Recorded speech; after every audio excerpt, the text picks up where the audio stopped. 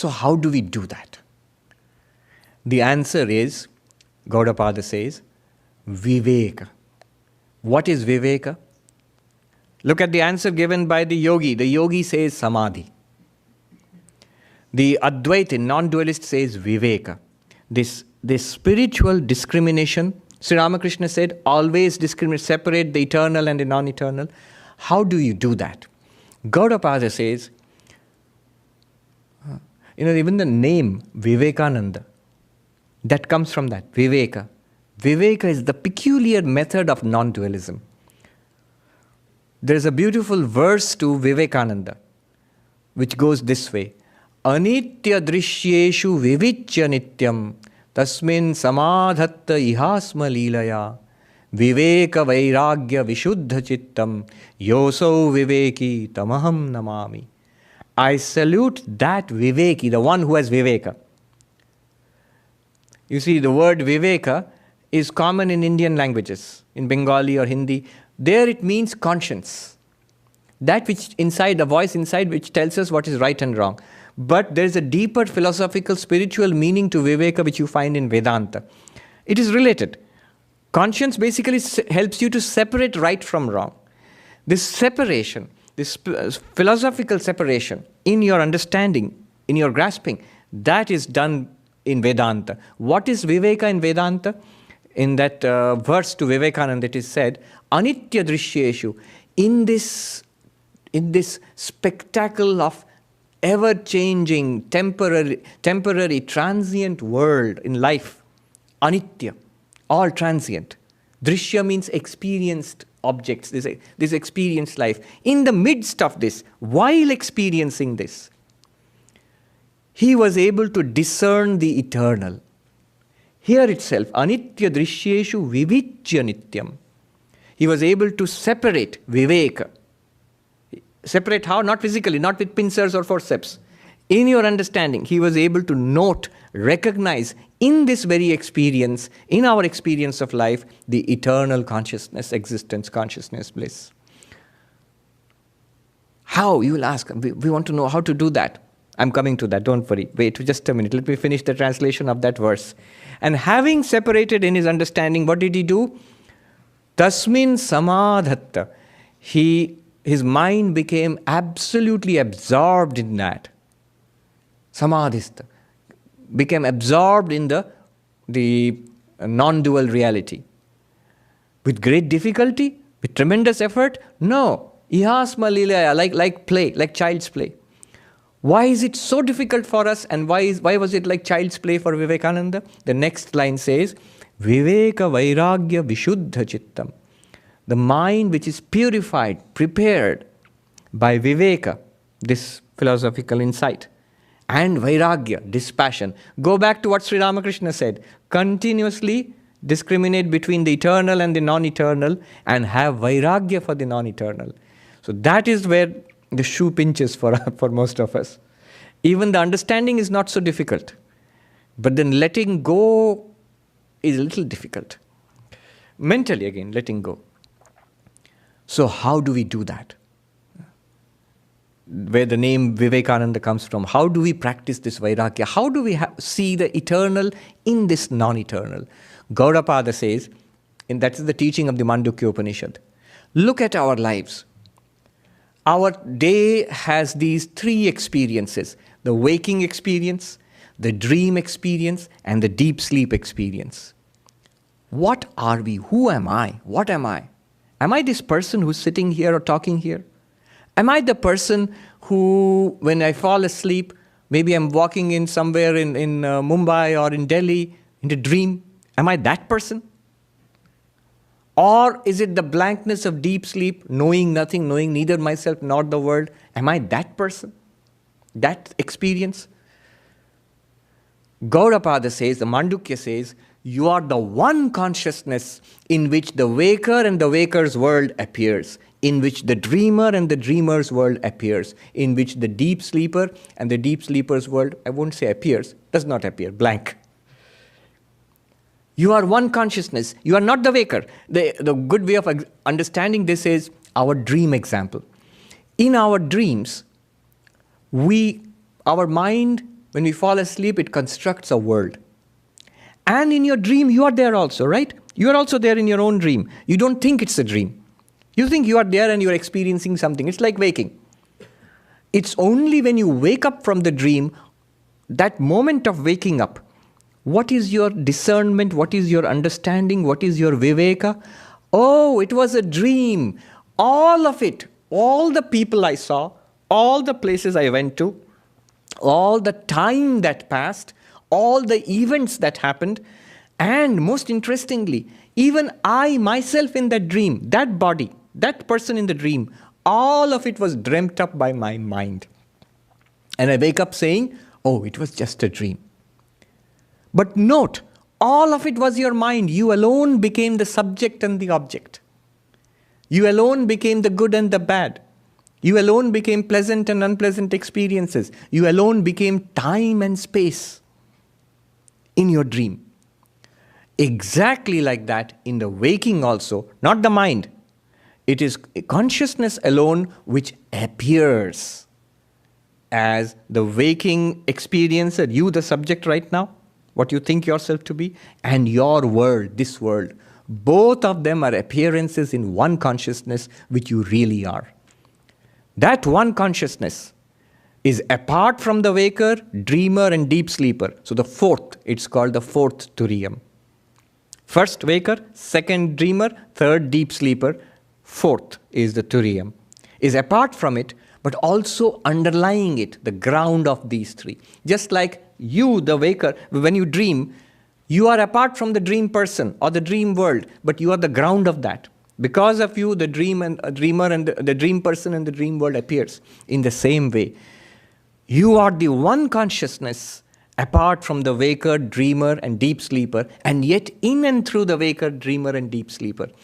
This is called Atma, Anatma, Viveka. Remember, what are we doing now? Viveka, discrimination. Atma, Anatma, Viveka. Self, non-self. Not nonsense, non-self. The discrimination between self and non-self. Atma, Anatma, Viveka. Note some three things about it. One is the one consciousness is neither born nor dies. It's the person in the dream or in the waking who is born and dies. The body is born and the body dies. People are born and die. Things are created and destroyed. Things in the dream or in the waking world are non-eternal, temporary. They're subject to birth and death. That consciousness is not subject to birth and death. Atma is nityam, eternal. Anatma, not self, anityam. This is viveka, nitya anitya viveka. Another thing note, even in this world right now, everything is changing, but the consciousness to which appears this changing world, that consciousness is not changing. Body is changing. Body, traditionally they say six-fold changes. Jayate, asti, vardhate, viparinamate, apakshiyate, nashyati. It is born, comes into existence, grows and develops, becomes mature, then begins to deteriorate in old age, and finally dies. Six-fold changes. And all of them are noted by the same unchanging consciousness. Consciousness, the Atma, the self, non-changing. Everything else in the world, whether it's waking world or dream world, changing. Deep sleep world, in the deep sleep no change is noted, but the deep sleep state itself changes into the waking and dreaming.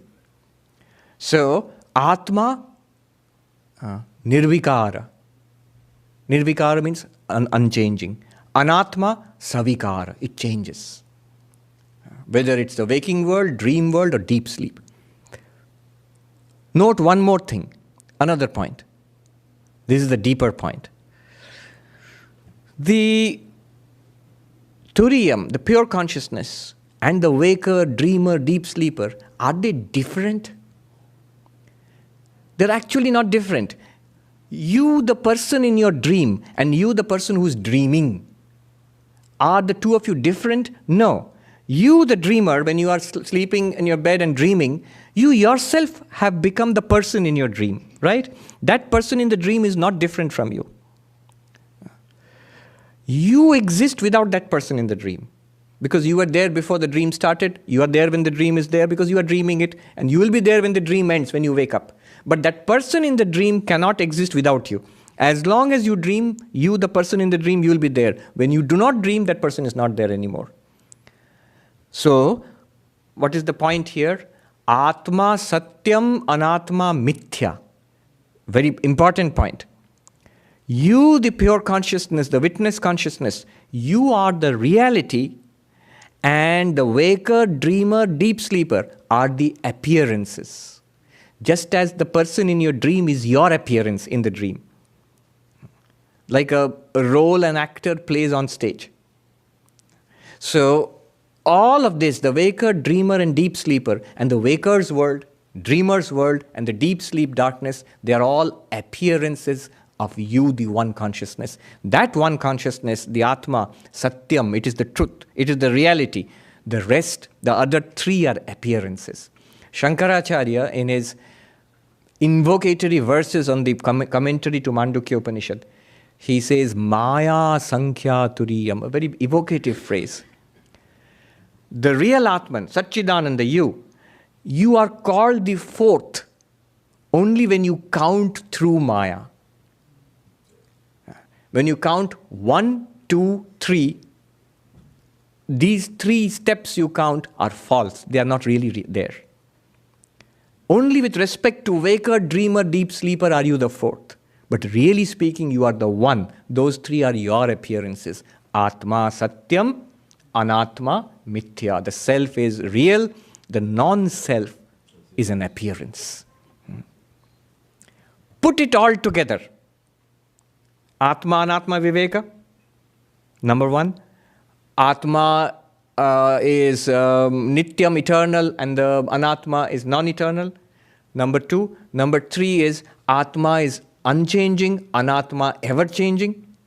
Number 4 is that Atma is Satyam, Anatma Mithya.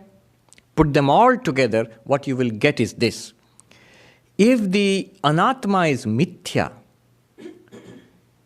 can you really count it? It's like an example I gave.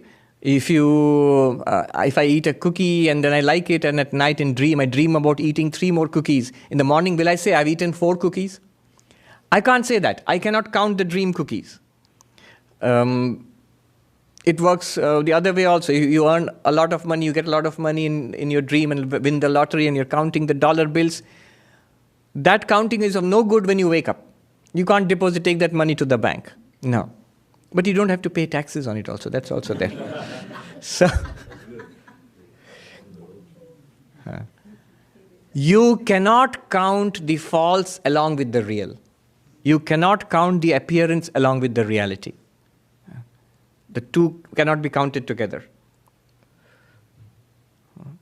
I give the example of the ornaments made of gold. So a necklace or a bangle or a ring made of gold, and gold itself. So if there are 3 ornaments, and then somebody mentions gold, so does it become 4? No. Gold is the one reality, and the 3 are appearances of that one reality. You cannot count the 3 ornaments along with gold, because gold is the reality of those 3 ornaments. If you cannot count waker, dreamer, and deep sleeper and their universes along with the Turiyam, then Turiyam becomes one without a second. Ekameva dvitiyam. One without a second. Without a second, if you put it in Sanskrit, it means Advaita.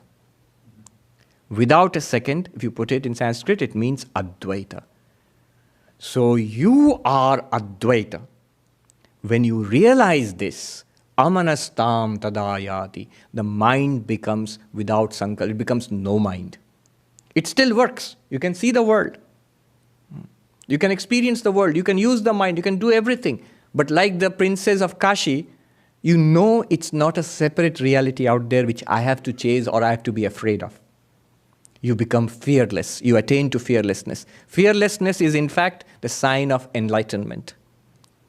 When Janaka attained enlightenment, his guru told him, Abhayam vai praptosi Janaka. He didn't say you have become enlightened. He said you have become fearless. You become fearless. So, this is the meaning of no mind. This no mind does not force you to sit in meditation. You can sit in meditation. In fact, if you concentrate deeply upon this turiyam, the self, the mind will go into samadhi. So samadhi is not excluded from Gaudapada's definition of no mind. It is there. But it's not a kind of God or reality which you have only with closed eyes. You can as well experience it with open eyes.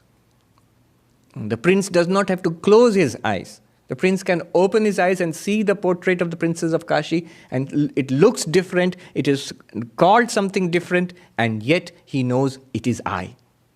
Aham Brahmasmi. I am all of this indeed. Even with open eyes, even talking, walking, doing one's job in life, living a perfectly ordinary life.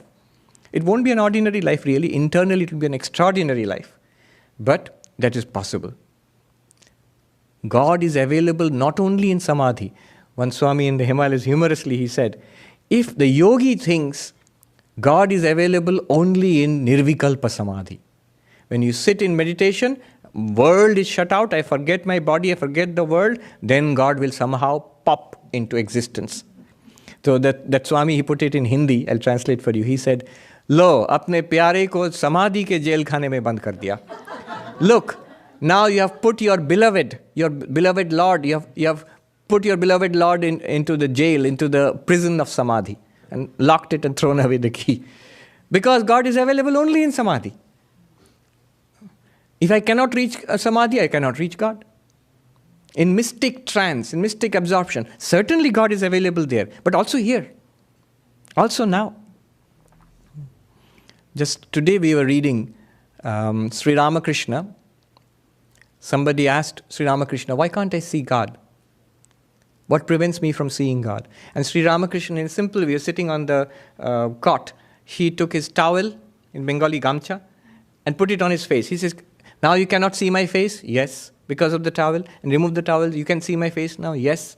Just like that, because of our ignorance, we cannot see God. God is, he says the next, God is everywhere, here and right now. It is because of my ignorance that I cannot see God. This ignorance is removed by viveka. Then with eyes open or with eyes closed, the same reality. It's always there. This teaching, Gaudapada gives it a beautiful name, Asparsha Yoga, the yoga of no contact. The yoga of no contact, Asparsha Yoga. Swami Ranganathanandaji, the 13th president of our order, he was fond of this term. He used to call it Advaita Vedanta is Asparsha Yoga. It's also a yoga, a spiritual path. But what kind of spiritual path? A unique spiritual path, which is called the path of no contact. Why the path of no contact? Because you see, Brahman and the world are not enemies. The real and the false are not enemies. You might think that reality and falsity are enemies. No. What is an enemy of falsity is the knowledge of reality. You see, the false snake and the real rope are not enemies. They are not contradictory. It is because of the real rope that we can mistake it and see it as a snake. The desert is not an enemy of the mirage water. It is because the desert exists that we have the illusion of a mirage water. What contradicts the mirage, the water in the mirage, or what contradicts the false snake? Our knowledge that it is a rope. Our knowledge that it's a mirage, it's not really water. That contradicts. So knowledge of reality is the enemy of falsity. But reality as such is not the enemy of falsity. In fact, reality is very kind. It tells falsity, you come and settle down here, I have no problem. Make your house here. After all, if it is true that Vedanta is at all true, then we are Brahman when? Now. So after realization certainly, but before realization you are not Brahman, you are Brahman right now. What is this world? It is Brahman, it is the absolute right now. But there is nowhere, we have no idea about the absolute.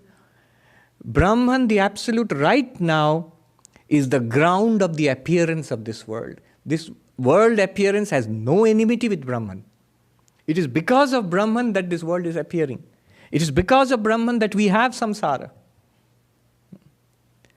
The knowledge of Brahman is the enemy of samsara. Brahma-jnana is the enemy of samsara, not Brahman itself. Brahman itself has no enmity with samsara. Why? Because there is no real contact between Brahman and samsara. Samsara cannot disturb Brahman. Samsara cannot harm Brahman.